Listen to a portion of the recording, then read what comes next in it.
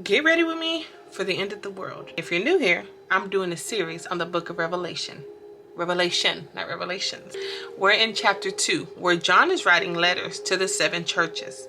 The first church, Ephesus. Jesus tells John, write this letter to the angel of the Church of Ephesus. This message is from the one who has the 7 stars in his right hand and walks amongst the 7 lampstands. He says, I know all the things that you've done, and I know all the hard work that you do. And I know you don't tolerate evil people.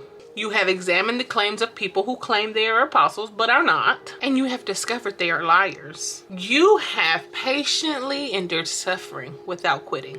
Bravo to you. But I have this complaint against you. You don't love me or others as you once did. Look how far you have fallen. Turn back to me and do the works you once did. And if you don't repent, I will come and remove the lampstand from amongst the churches. But this is in your favor. You hate the evil deeds the Nicolaitans do as well. Anyone with ears to hear must listen to the Spirit and understand what he is saying to the churches. To everyone who is victorious, I will give them fruit from the tree of life, from the paradise of God. John starts off this letter acknowledging that the one who is writing the letter is the one who holds the 7 stars in his hand and the one who stands amongst the 7 lampstands. This is showing the characteristic of Jesus, that he has the authority and he is over the 7 stars as well as the churches. Jesus was saying that he is no longer recognizing Ephesus as one of his churches because they aren't doing what they once did.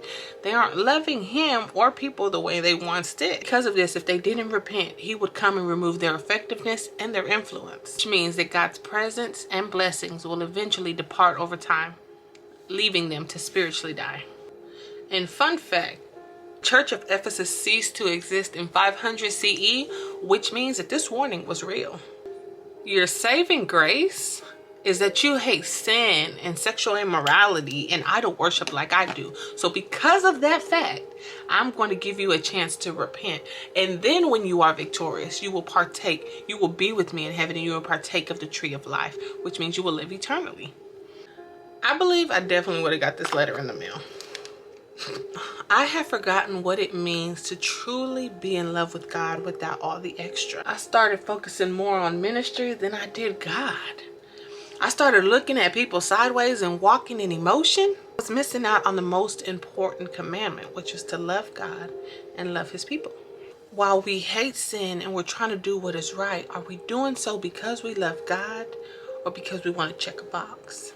This is a wake-up call for the believer who has lost sight of its truest and most important love, Jesus. Repent and seek his face again. Seek the Lord while he can be found.